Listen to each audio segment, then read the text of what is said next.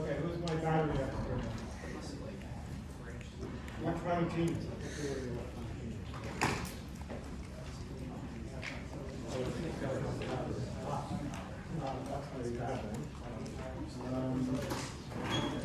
See if one of these works.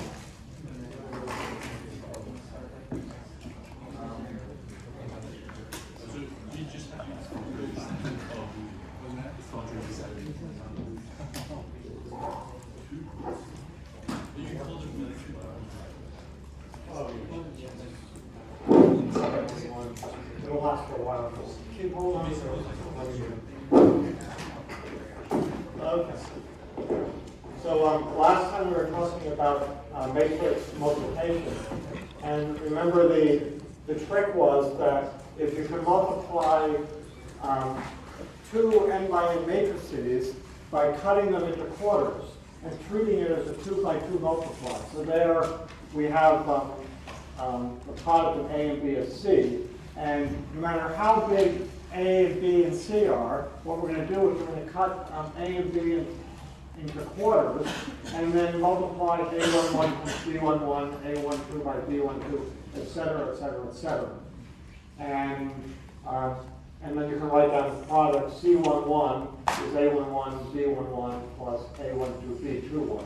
So, first row, first column, do the inner product, and so on. And then, so after we do 8 multiplications and 2 additions of these matrices, we get the answer. So we have to do 8 multiplications of these little 2 by little matrices, and then we have to do some additions on these little matrices. And then the idea was we did this recursively, we created a recurrence, we solved the recurrence, and we calculated exactly how many atomic adds and atomic multiplies we did. There's the recurrence down there. Here on this document I left off, I'll probably try to put it back on, put it on, put it back on. The time for the actual atomic multiplies and the atomic adds. Okay, so then what Strassen says to do, Strassen up there, is you can cleverly multiply these matrices only using 7 multiplies. So I don't think it's particularly enlightening to sort of go through all 7 of these, but you can check them. We can go through and multiply some of them out to see if they actually do what we want. So you produce these 7 matrices, M1 through M7, and then you can produce the 4 matrices that we want, the C11, C12, C21, C22, by doing some additions and subtractions on those matrices. So let's just check an easy one just to make sure that it looks reasonable. So I'm going to get rid of that screen there temporarily, maybe permanently.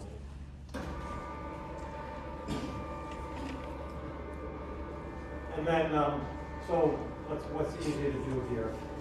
Maybe M4 and M5. So we'll do C12 because that's relatively easy.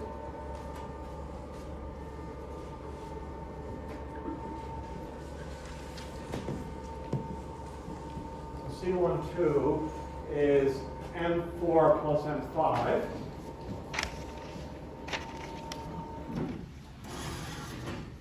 And then M4 is A11, A12 times B22.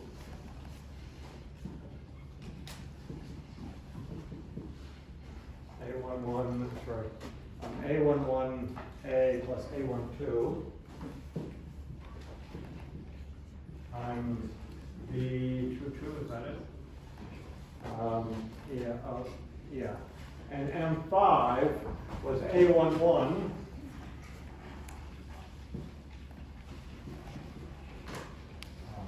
A11 times B12 minus B22.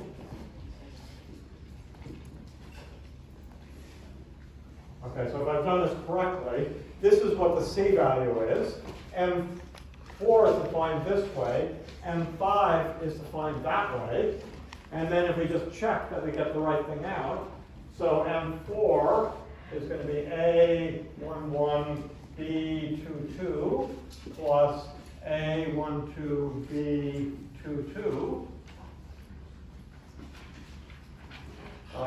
That's M4, and M5 is A11B12 minus A11B22.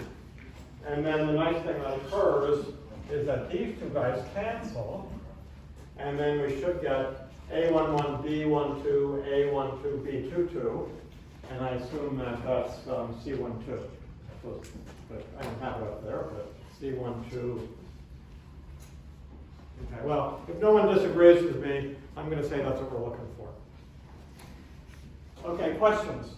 So every one of the C's that we want is in there somehow, and the trick was that there are actually only 7 matrix multiplies in there.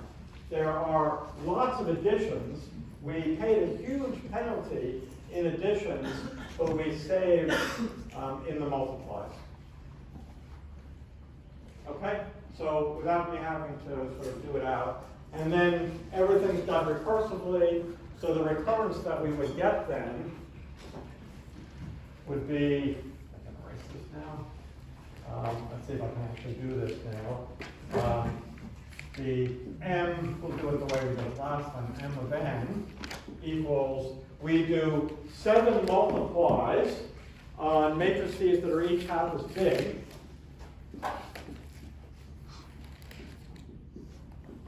Plus, we do 18 adds or subtracts. So check 2, 4, 6, 7, 8, 9, 10, 11, 12, 13, 14, 15, 16, 17, 18. Yes, 18 adds of matrices that are each half as big. And then, as always, m of 1 equals mu. When you get down to doing multiplies of 2 1-by-1 matrices, you just do 1 atomic multiply. Okay, so this equals 7m of n over 2, and then we agreed that the time to add 2 matrices is just the number of elements in the matrix.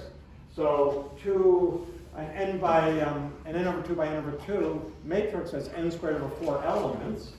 So this should be 18 times n squared over 4, and that should equal 7m of n over 2 plus, that's 9. 9 halves, this is mu the way I do this, alpha the way I do this. So 9 has n squared alpha. Okay? So assuming I haven't screwed anything up, I made a mistake. Well, how did you get from the 18n over 2 to the 18n squared over 4 alpha? How did I get from where to where? 18, from here to here? Yeah.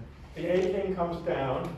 The amount of time to add 2 matrices, if they both had size, let's say k, would be k squared alpha, because there would be k squared elements in each one. You have to add them pairwise. So here, the size is n over 2, so it's the size squared, which is the number of elements in each matrix, and then each one has a pairwise add, which we choose alpha to be the cost. All right. Okay? You look like you're doubtful. Okay, well, maybe I won't ask you. Well, you're sitting in the front row, so I'm allowed to ask you if you're skeptical of what's happened.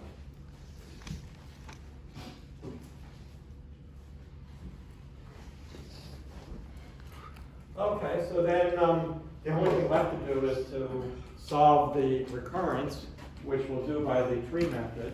This time, I won't get totally confused like I did last time. Okay, so we have the president And now we have the 7 vice presidents, 3, 5, 6, 7, and each vice president has 7 vice presidents.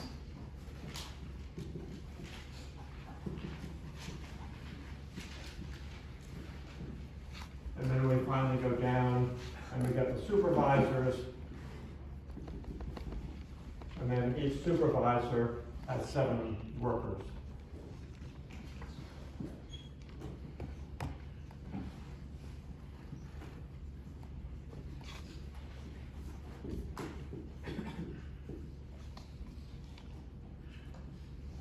So that's what the company tree looks like.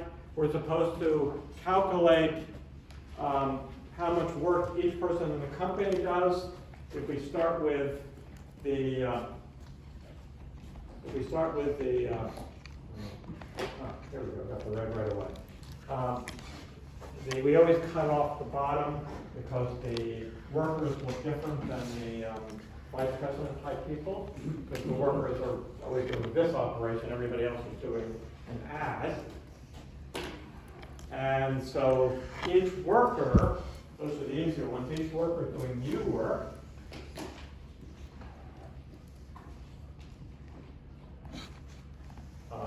Each worker is doing new.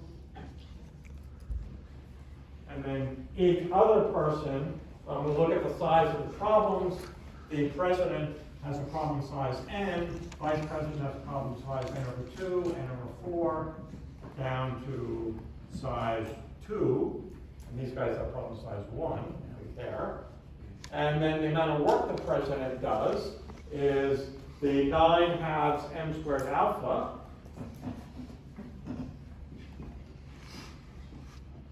The vice presidents are each doing 9 halves n over 2 squared alpha.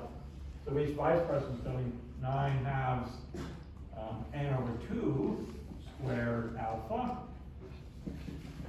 Each vice president is doing 9 halves n over 4 squared alpha, and so on. So how much work is done at each level? It's 9 halves n squared alpha. Then there are 7 vice presidents. They're each doing 9 halves n over 2 squared alpha. There are, whatever this number, 7 squared vice presidents, each doing n over 4 squared alpha, and so on like that. I don't want to erase that, I don't want to erase that. We'll just get rid of that. Okay. So the only thing left to do then is, we don't really need this anymore.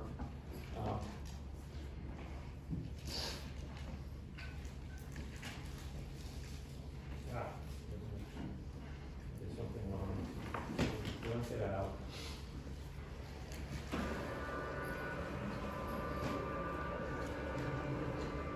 And then we just need to solve the recurrence. Start at the bottom because the leaves are sort of easier. We count the number of leaves the same way we always do at this point. So we look at the branching factor, which in our case is now 7. So the leaves, we're going to put this right here.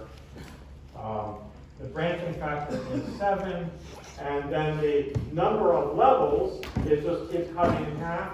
So it's log base 2 of n, and then it's times mu. And this equals, the way we always do is switch the n and the 7 around. So we get n to the log base 2 of 7 mu. So how many atomic multiplies do we do? We do exactly n to the log base 2 of 7 atomic multiplies.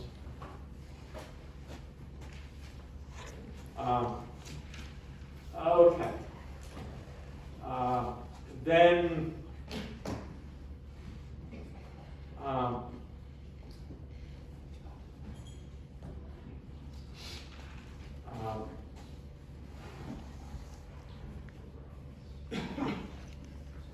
And then we just have to add up everybody else. So it's the sum, I equals something to something. And then what does everybody look like? It's always a power of 7. So it's 7 to the I. And then it always looks like n, 9 halves first. 9 halves. And then it's n over a power of 2, but it's always the same power of 2, squared alpha. So there's what the term looks like, and then it goes from 0, and as always, it goes to log n minus 1. This looks like every other tree recurrence we've ever solved. Pull out all the constants. That's 9 halves n squared alpha. 9 halves n squared alpha. And that's the sum, I equals 0 to log n minus 1. And now we have 7, this is now 4, right? To the I, so I can put the 2 inside. So I'm not going to like this somehow.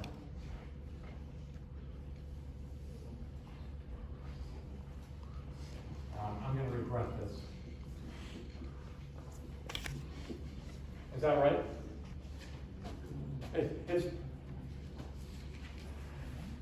It's better to do it the other way.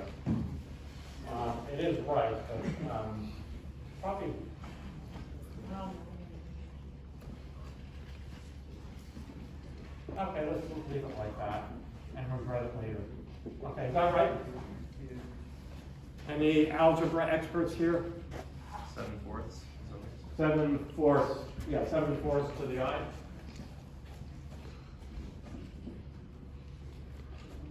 Okay. You're an algebra expert, is that right? It's right. Sorry? It's good. It's good, okay. It's been certified. Okay, then 9 halves n squared alpha. And now we can use the finite geometric sum.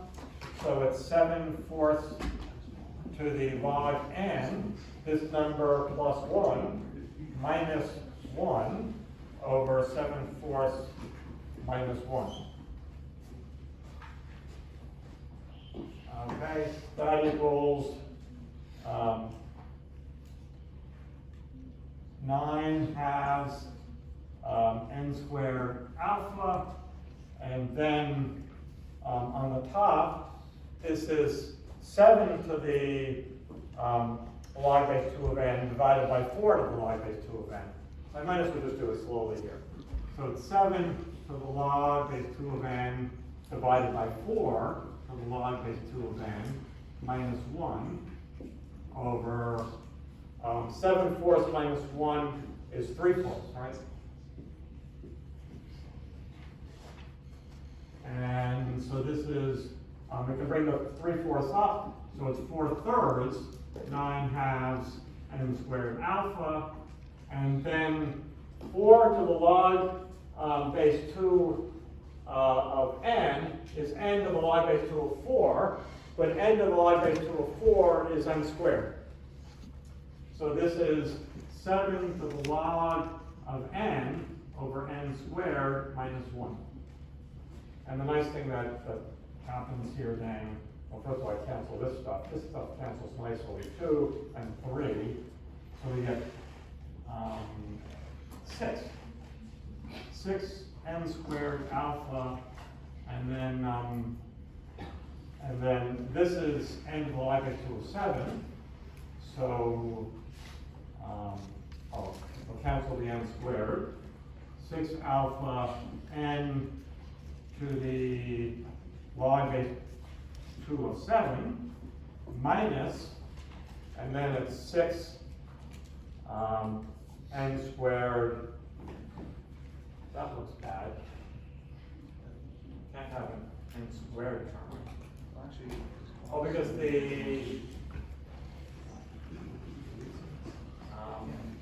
I did something wrong. Because the minus 1 is on top. Right, this minus 1 is on top. Is that better? Yeah. And so this minus 1 will be on top. And then I won't get in trouble with the n squared anymore.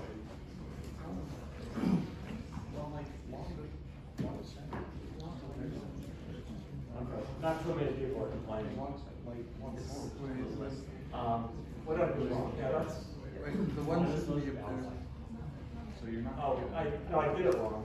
The minus 1 is here, but it's. This is the right. Still right. This is the right. So this was right before. Okay, I just have to make sure the n squared doesn't enter in some awkward way. How am I getting rid of that n? Oh, the n squared is okay.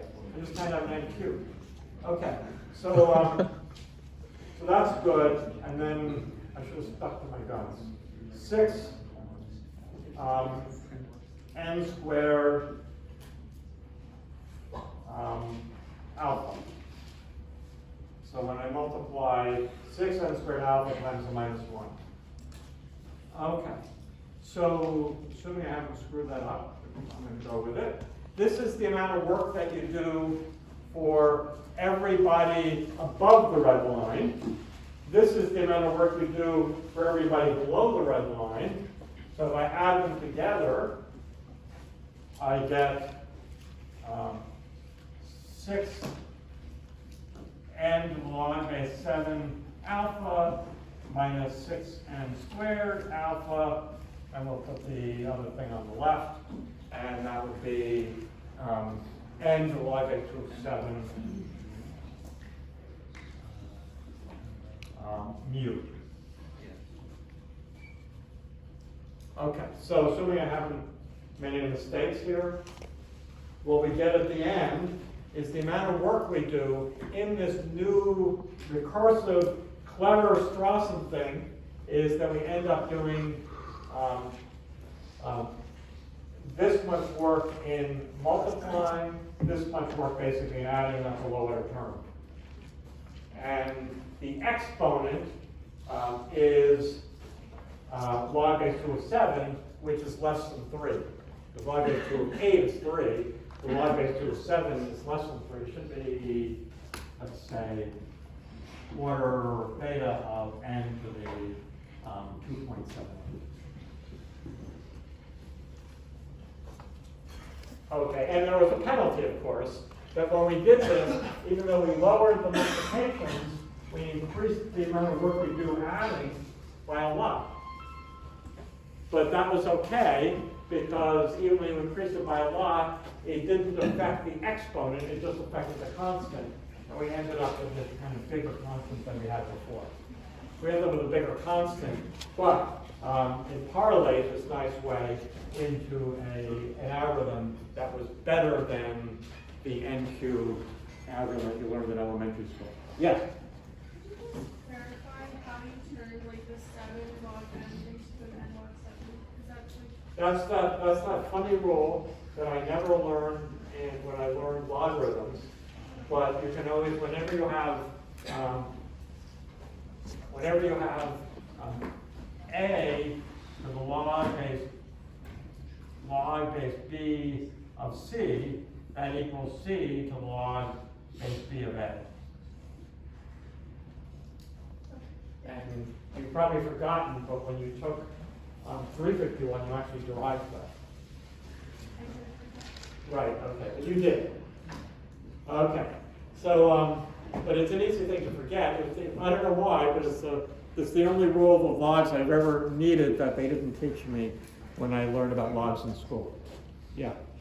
So what's the value of alpha compared to mu? Oh, you mean in real life? Or what is alpha? Oh, alpha is it's one of two things. Alpha is the time to do an atomic addition, and mu is the time to do an atomic multiply. It's how fast your machine would take two big numbers and add them or multiply them. But because of the way we've done this, in some sense it's nicer to think of alpha and mu as just being placeholders, and this is counting how many atomic multiplies we do, and this is counting how many atomic adds we do. So if they don't care about sort of this relationship in the time, it's kind of nice to say, yes, I have an exact count on it. And as you can see, you can see sort of what the constants look like as you go from the algorithm that you learned in a linear algebra class to this Feynman-Strawson algorithm. So it's actually not so bad. It means Strawson's algorithm is practical as you get big enough. It has other issues, but it's practical as you get big enough, yeah.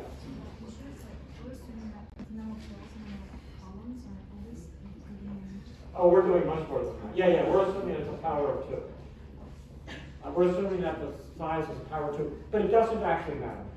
So if you just always split as evenly as possible, it would make it harder for me to get this exact kind of result. But the result will look something like this. And so that's why I always just assume things are nice, so we can get these exact results and sort of see what we're looking at.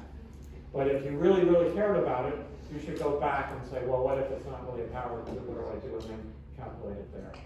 But that's beyond anything we've ever done. Okay, so any questions? Okay, great. So some comments about it. First of all, is it practical? If the matrices get large enough, then it becomes worth doing Strawson's algorithm. I forgot what the size is, but it's not terribly large. But there's also a disadvantage. There's an issue of what numerical analysts would call stability. If you start to rearrange calculations, sometimes the round-off errors start to encroach on you. And so I think what Strawson's algorithm is called semi-stable. It's not quite stable, but it's not like terrible like some things can be. Yes? You know more. What do you mean round-off errors?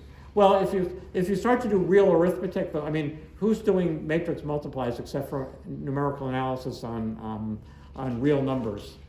And when you work on real numbers in a computer, they're never exact, right? When you work on real numbers, they start to approximate them, like you do in school with physics courses and things. You only get an approximate thing. It goes out to some decimal places, and then it's an approximation. And when you add two numbers, you lose some accuracy. When you multiply two numbers, you lose even more accuracy. So actually, adding can be worse.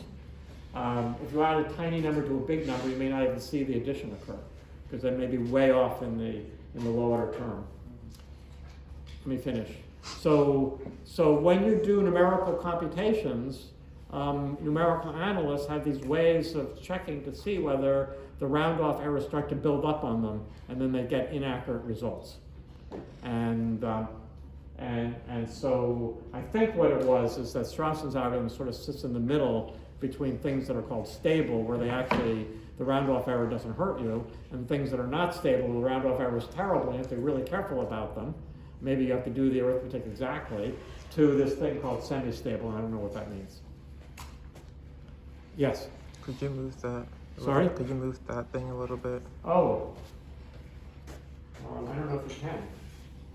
I can move it somewhere else to be in somebody else's way. That's good. Okay. Questions?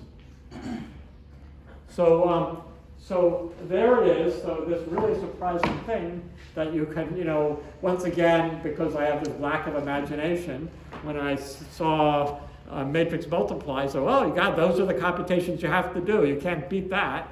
And then sure enough, this is algorithm that beats it. And I'm sure I was very surprised, although I don't quite remember when I learned this. But I'm sure I was very surprised to see that you could beat Ed cubed. Since then, there's an algorithm, I think it's something like n to the 2.38 or 36, somewhere like that. So the exponent on this has dropped a lot from n to the 2.78 down to something much lower. In fact, you might have thought before that you could have thought, well, maybe it's n to the e. Well, that's got beat. You might have thought, well, it's n to the 2.5. Well, that got beat. So chances are, if you had to bet on this, chances are that matrix multiplication is probably n squared. If I had to pick a choice, I would think that matrix multiplication is n squared. There are probably some log factors and so on, but the exponent is probably 2. Now, I don't have any real reason to think that other than to sort of have some sense of what these other techniques are and that there's no reason to think they're the limit of what you can do. Okay, questions?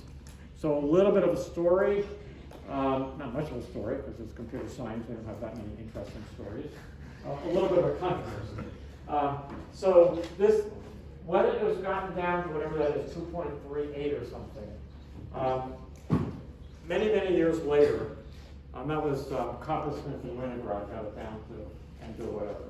Many, many years later, somebody got it down a little bit, shaving off something in the fourth place of the exponent. It was something like that. I mean, it was not a very big improvement. But they, wrote a paper or something like, I forgot, some big breakthrough in matrix multiplication. And then somebody wrote a blog thing about it, a very famous complexity theorist saying, huge breakthrough, blah, blah, blah. We'll stop having to memorize n to the 2, which I obviously haven't memorized, n to the 2 point whatever it is, and we have to memorize this other fraction, which is better in the fourth decimal place. And it created a controversy because there was a question, what does it mean to be a breakthrough? So one argument for being a breakthrough is the fact that the thing hadn't been improved in 20 years. But against that, the techniques were essentially the same as the Coppersmith and Winograd techniques. And you could have been pretty convinced that Coppersmith and Winograd could have done it, except for this other person had, they had access to, first of all, they had tenacity to do it. It's not a short, easy thing to do. And they had access to, symbolic algebra programs, which probably Coppersmith and Winograd would have had less access to.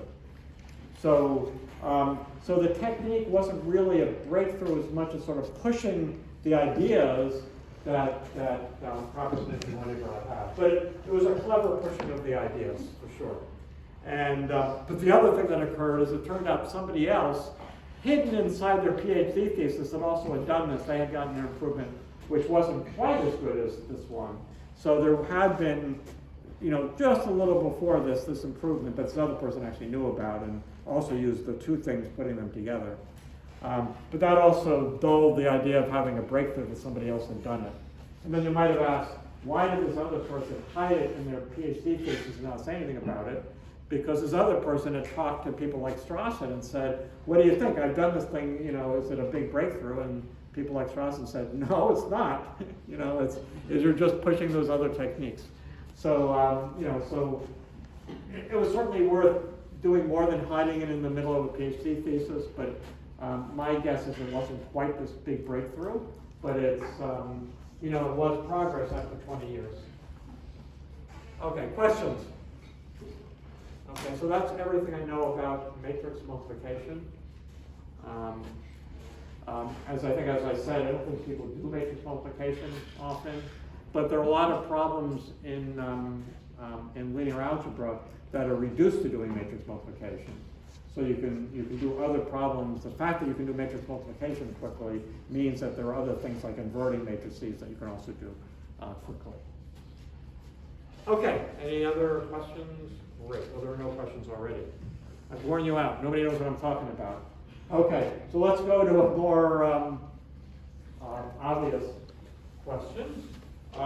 Is closest pair.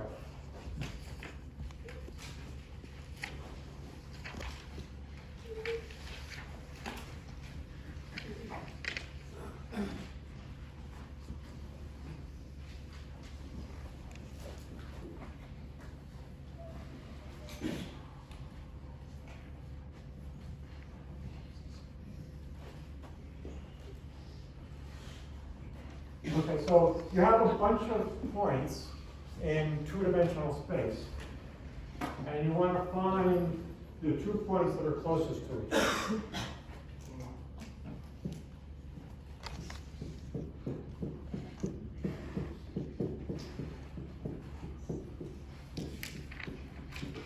here they are. And well, okay, well that's probably too close. Further away. So you have these points all over the place, and then you want to find the 2 points that are closest to each other. And let's say in this case, I don't really know which 2 points closest to each other, but maybe it's these two. Those are the 2 closest points, and you want to find them. So it's not immediately obvious, how would you do this? What kind of algorithm should you use even to get this thing? But one approach, because it's kind of just a natural approach in general, would be a divide and conquer algorithm. You split so just like these algorithms we've been talking about, you're going to split these thing into smaller problems, solve the smaller problems, and put the answer back together. Because you're in two-dimensional space, it's kind of intuitive to cut this thing into quarters. And cut this thing in quarters, solve the problem in each quarter, and then put the answer back together somehow. It turns out that although that's attractive, you don't really need to be doing the quarter stuff, and you can just cut it in half, and that actually works just as well. So what we're going to do then is we're going to take our space, and we're going to cut our space in half vertically, solve the problem on the left side, solve the problem on the right side, and then put the results back together somehow.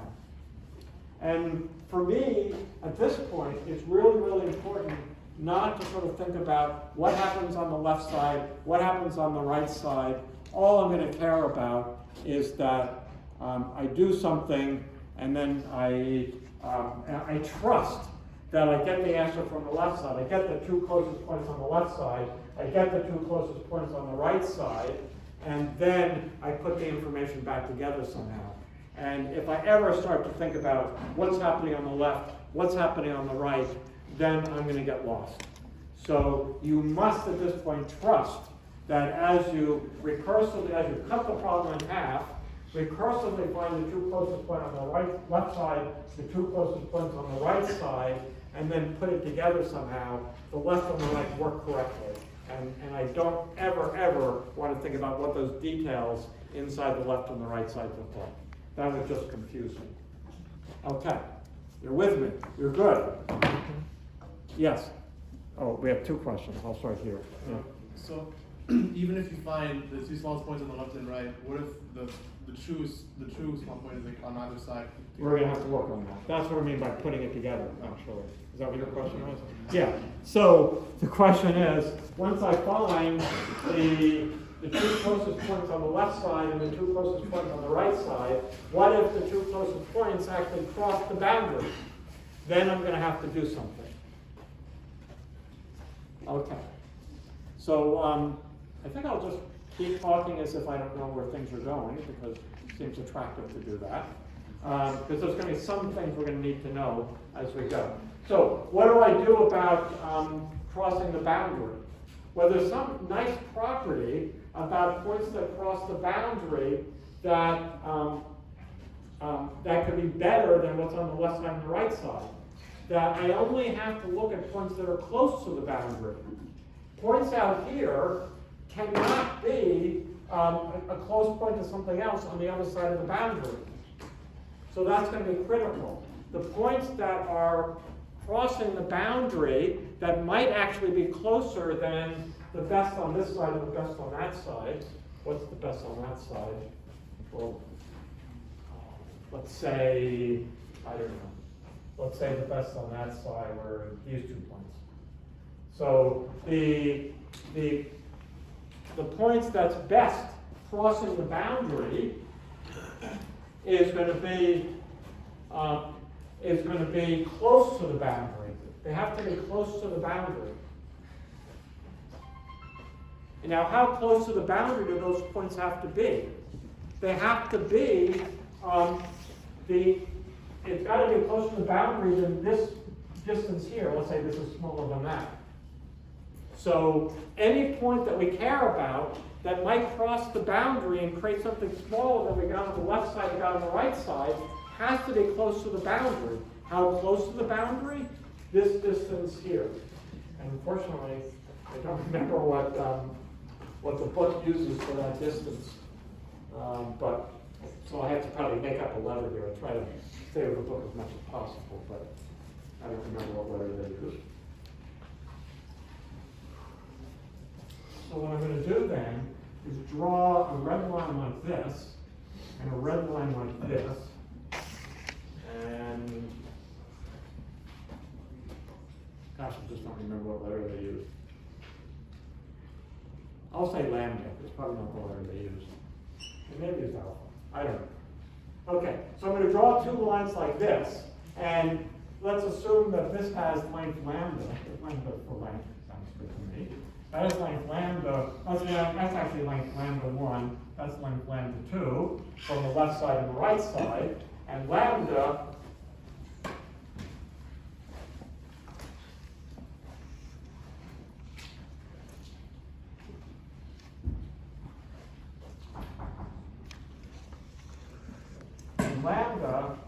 is going to equal the minimum of lambda 1 and lambda 2. Okay, because that's all we have to ever worry about, is when we look at the points close to the boundary. Okay. Good? With me? I can't ask somebody who's not in the front row. And if I ask you, I won't know what to get. So, are you with me? Okay, with me. Right, with me. Okay, good. So, so first of all, actually, before we even sort of this tricky part about if we split the points in half, and I'm going to work on the left side and the right side, I have to know which points are on the left and which points are on the right.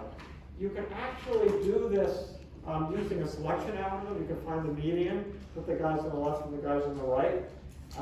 But it's going to turn out to be easier just to sort them. So we're going to sort the points once and for all right at the beginning.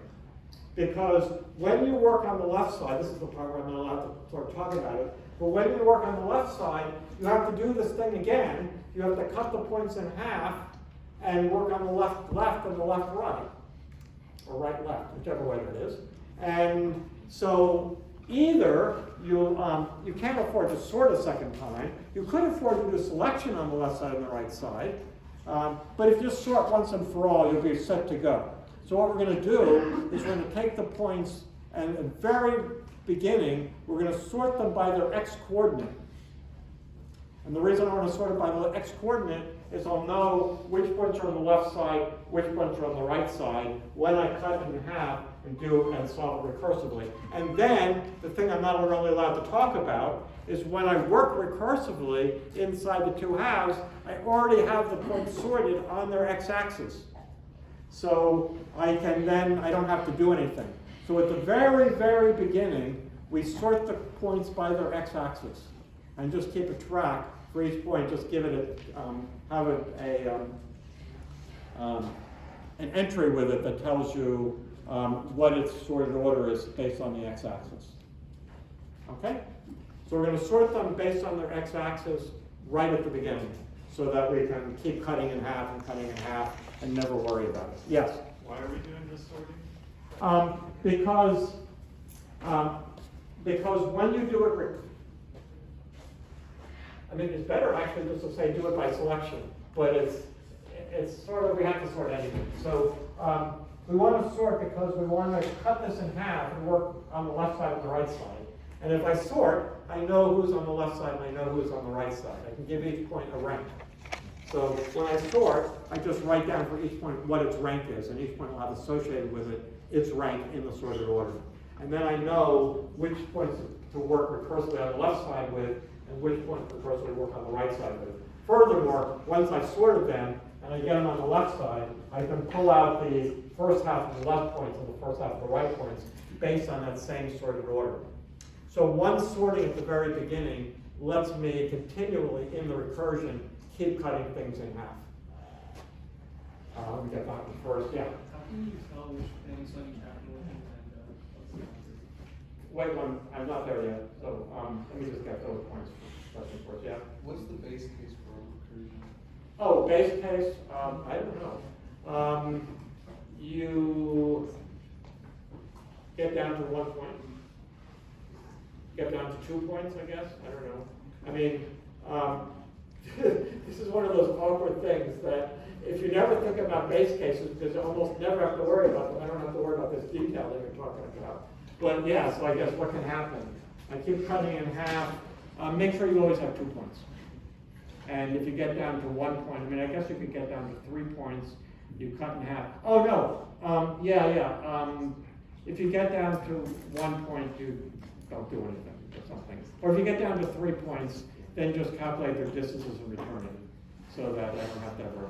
So I'll say the base case is, if you get down to 2 points, you can calculate their distance, return it. If you get down to 3 points, calculate the pairwise distances, the 3 pairwise distances, and return the 2 closest. So now I never have to worry about that issue.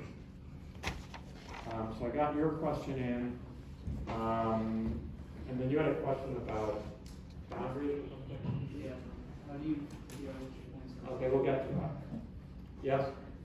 So when you say split in half, we split in half by the median of the points, not necessarily by distance. Correct, by number of points. And if n is odd, then the thing will go right through the middle point. If n is even, it probably doesn't matter what you do, just get it between, get the boundary is between the 2 points that are next to each other with the x-axis. And you've already drawn a picture. They use the logistic. What? This is the next one. Oh, delta. Delta for distance.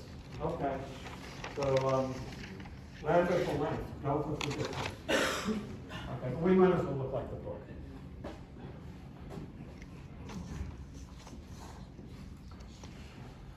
Okay.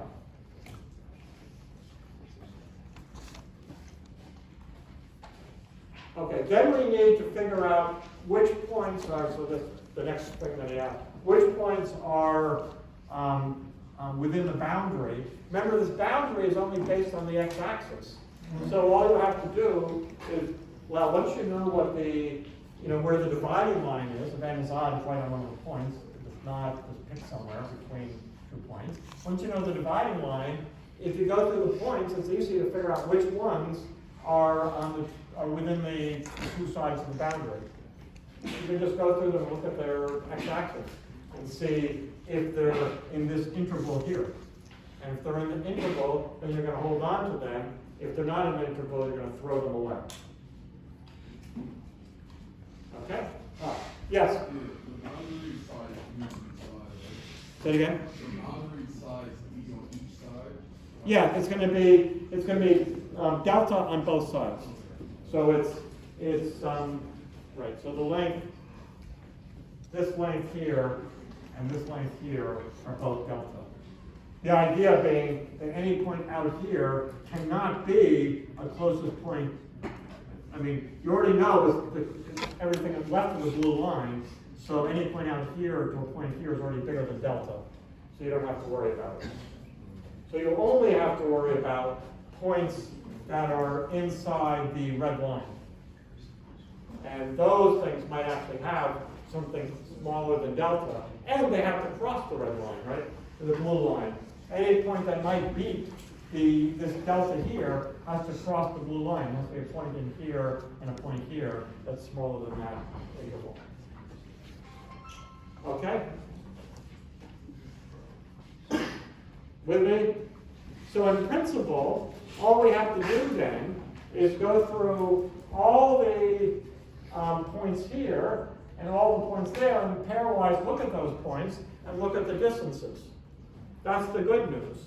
The bad news is that there's nothing stopping all the points from being inside that small bound of lambda there.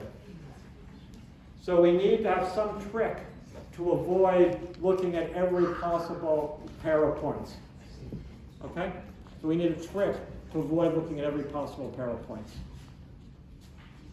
Okay, so here's what we're going to do. We're going to create boxes. And now we're going to need another color. Maybe.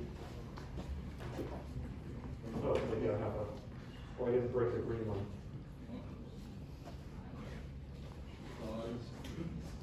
I'm going to cut these intervals in half. And then I'm going to cut them like this.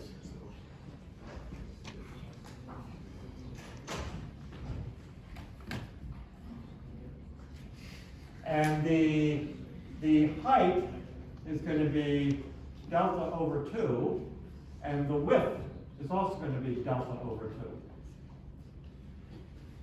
So I'm going to create these little boxes with height and width delta over 2.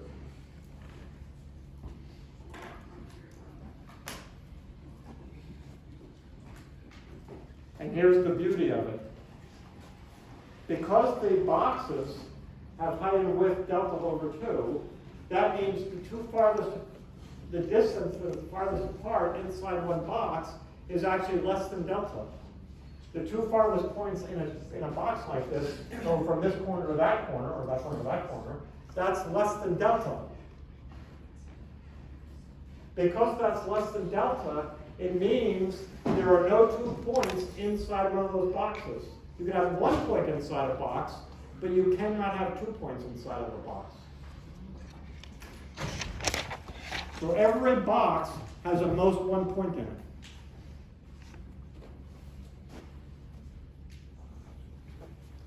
You're looking at it, staring at it. Is that okay?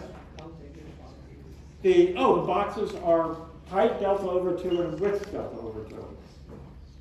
So the farthest points are the opposite corners, which is less than delta. Probably square root of 2 times something. Yes? Why did you say that only 1 point inside?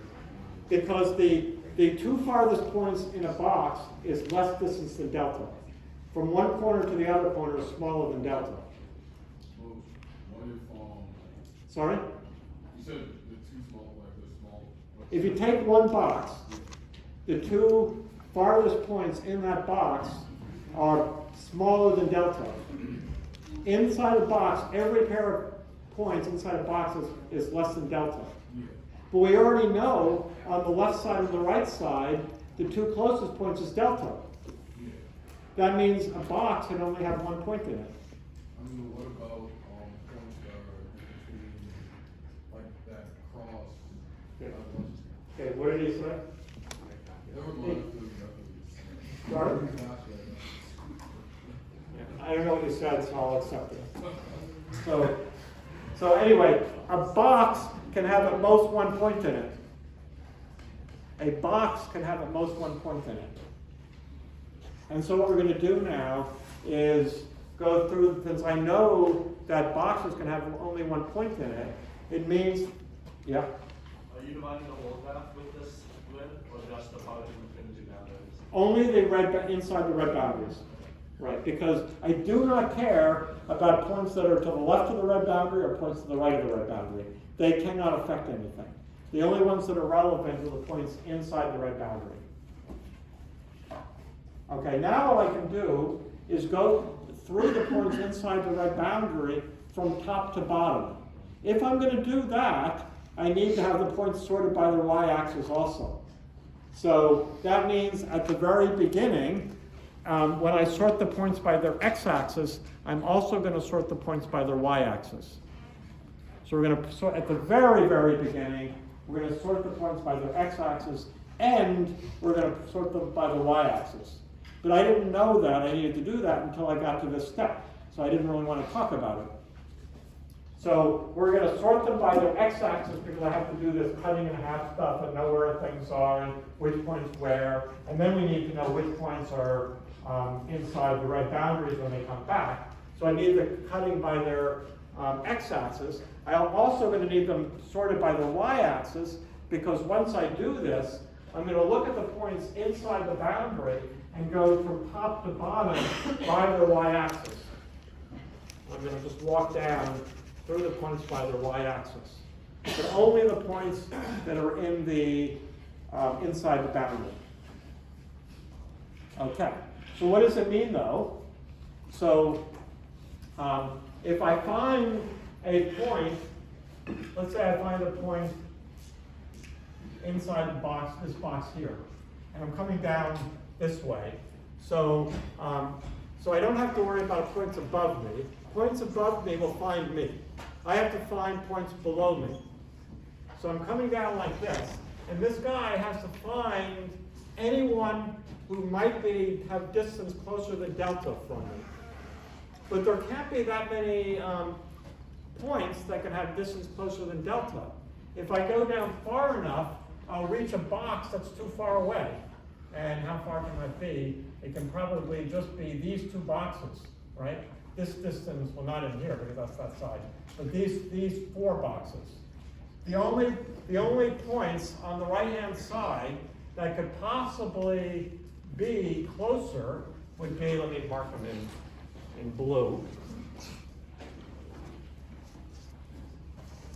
So if I've done this right, the only points that could possibly be closer would be this box, this box, this box, this box, and this box.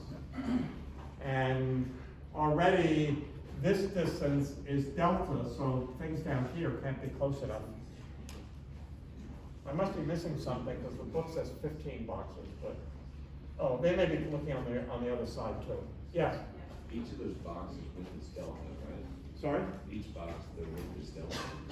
Each box is Oh, it's delta over 2, never mind. okay. Oh, delta. Yeah, delta. It's delta over Right. 2. Each box has height and width delta over 2. Okay. Right. Yeah.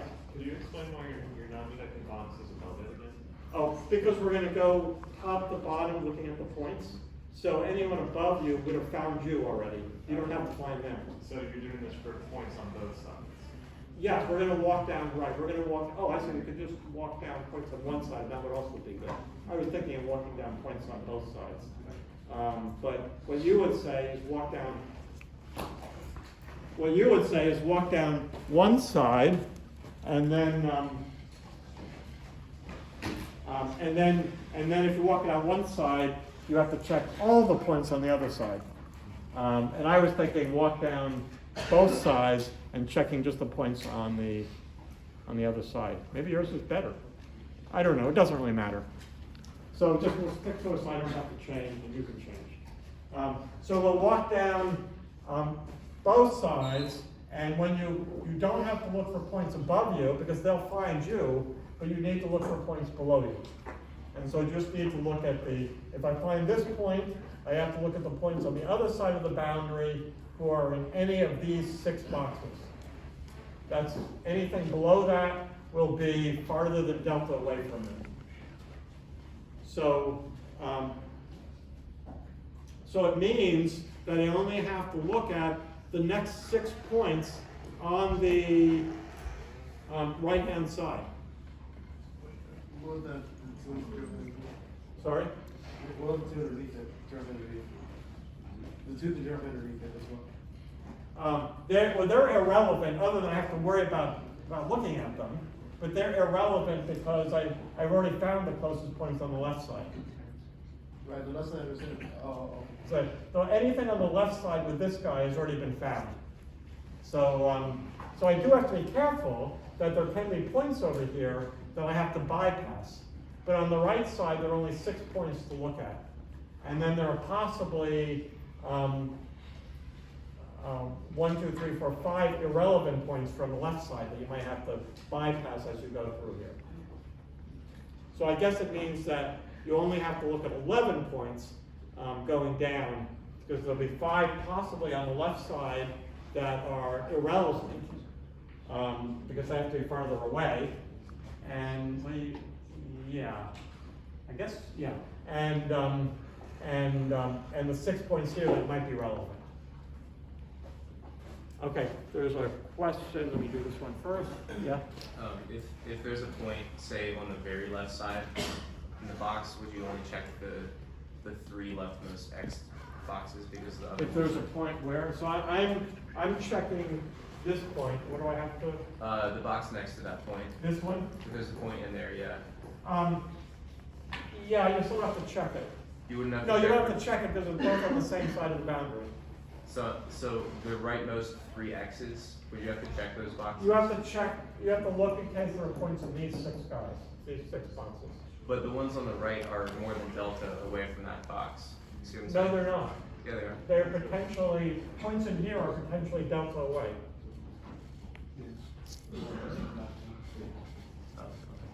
Because the boxes are picked small enough that from one quarter to the other quarter is less than delta. So it could be from here to here, there actually is something that's delta. What if you move, like if you move that point over to the left, from the far left? If I move this point here, Yeah. oh, then maybe I can save something. Okay, so yeah, so, if I'm over here, then I probably don't have to check some points here. But, so now we're at the level, the real point here is to see the intuition of this, because I'm not micromanaging this. You could be a little more careful about how you pick the box sizes. Delta over 2 is not the best choice. So at this point, it's just to see the idea of the algorithm, and if you were truly implementing it, there are probably some optimizations that you could do to make it a little bit better. Probably all sorts of optimizations. Right. So the main thing is to see is that there are a finite number of points that you care about, and you just have to know what that bound is. We're down to the one. Does that one come with that one? That one's probably new. Usually they look like that one. Okay. So the important thing to see is that we only have to look at some fixed finite number of points as we go down, and we have to look at potentially we would have to bypass the 5 points over here and the 6 points over here. There'd be 11 points that we have to look at. Any other point would be below here, and we wouldn't have to look at them. So as I come down, if they're sorted by their y-axis, I can just look at the next 11 points and check those points, and if any one of them is closer than delta, I found the new closest value. But I don't have to look at anything beyond those 11 points. So I can just look down the next 11 points and then ignore anything else. So as I go from top to bottom, each point coming down has at most 11 things to look at, and then go to the next point with most 11 things to look at. So I can actually traverse from the top down to the bottom in linear time. Even if all the points end up inside the red band, it doesn't matter. At each point, I only have to look at 11 other points coming top to bottom, and it's linear time. Yeah. How do we get from 6 to 11? Oh, because you still potentially have 5 points on the left of you, on the left side that you have to bypass. But wouldn't, You don't have to worry about them. They can't have distance less than delta, but they could be there. They could have distance bigger than delta and be there. So you have to worry about, are there points in these 5 boxes? Not because you care about the points, but there are potential points that could be, as you go down, the points going down, looking at the y-axis, what I'm saying is you only have to look at 11 points. The next 11 points are the ones you have to look at. But some of those could be points from the left side, which you know can't have distance less than delta, because you've already bypassed them. But you still have to be aware that there might be points there. But once you've seen the next 11 points, then you're safe. No other point beyond that can have distance less than delta. Okay, and there was another question. Yeah. Yeah, I guess the last row of X's, aren't they more than you? What did he say? Something about the last row of X's and aren't they more than something? They seem like they're more than you. What's the last row of X's? Like the X's is The last row of boxes. The last, you mean on the bottom? yeah, What do I care about the bottom row? not like on row of X's. Oh, these X's here? Yeah, What about them? wouldn't they be more than you away from that point? Like if this box is you, Wouldn't they be more than delta away at that point? No, they don't have to be more than delta away, because if you're sort of like at the lower corner of this box and the lower right-hand corner of this box and the upper left-hand corner of that box, that's only delta over 2. If this point is at the bottom right-hand corner of this box, and the point in here is at the upper left-hand corner of that box, that distance is only delta over 2. So, you still have to worry about that box. But the corner here and the corner here now is delta, so you don't have to worry about it. So any box below that, you don't have to worry about. Yes? Are you checking the 11 closest points for every single point in between the boundaries, or which points are you iterating over? What do you say? What points are you checking the 11 closest points for? Say it again. Like, for which points do we have to check 11 other points? Oh, for every point when you see it. We're gonna run down the points from top to bottom. That means they have to be sorted by the y-axis, which we're gonna do right from the beginning. We're gonna sort everybody by their x-axis and then everybody by their y-axis. So every point is gonna know its ranking in the x-axis sense and the y-axis sense. Then we're gonna go down, once we've done this stuff, find the points that are inside the red line. We're gonna start from top to bottom by their y-axis, and we're just gonna run through those points. Whenever I find a point, I'm gonna look at the next 11 points in the order, and I'm gonna check if any of them are closer than delta. So when you reach the bottom, you go over to the next column, or are you When I down? reach the bottom, Bottom of the column. and as I go from here down to here, Yeah. when I reach the bottom, it's the last point. You don't have to check the next column. There's nothing left to check. When I reach the very bottom point, then everybody else has already checked this, because you're always checking the ones below you. There's columns on the left side. Okay, wait, we have time, it looks like, yeah. The columns on the left and right side, they also have. You're gonna check on both sides coming down. But only on the columns closest to the middle boundary. Anything within the red line. Every single column within the line. Every point that's within the red lines, we're gonna go top to bottom, and we're gonna look at the next 11 points. Okay. And we're gonna see if any of them are closer. You can ignore the ones that are on the same side as the red line, as the blue line as you, but you don't have to, it doesn't hurt to check them. So you can ignore the ones on the same side of the blue line as you. The important thing is you wanna look at the next 11 points, making sure that what their distance is. That's the only thing you have to care about. Anyway, let me finish, I have a minute. Yes? So in the recursion, whenever we split by the x-axis, we're getting skinnier and skinnier boxes. Is that to our advantage, or is it better to Saying it as we go what? as we recurse, we split in half by the x-axis. Yeah. So we get skinnier boxes. Is that to our advantage, or would we No, rather? you're not gonna get skinnier boxes. Oh, you're gonna get skinnier boxes as you come back up again. Not a box. I mean, like whenever you split in half, Yeah, you. we'll talk about that next time. I think I'll answer your question. I hope.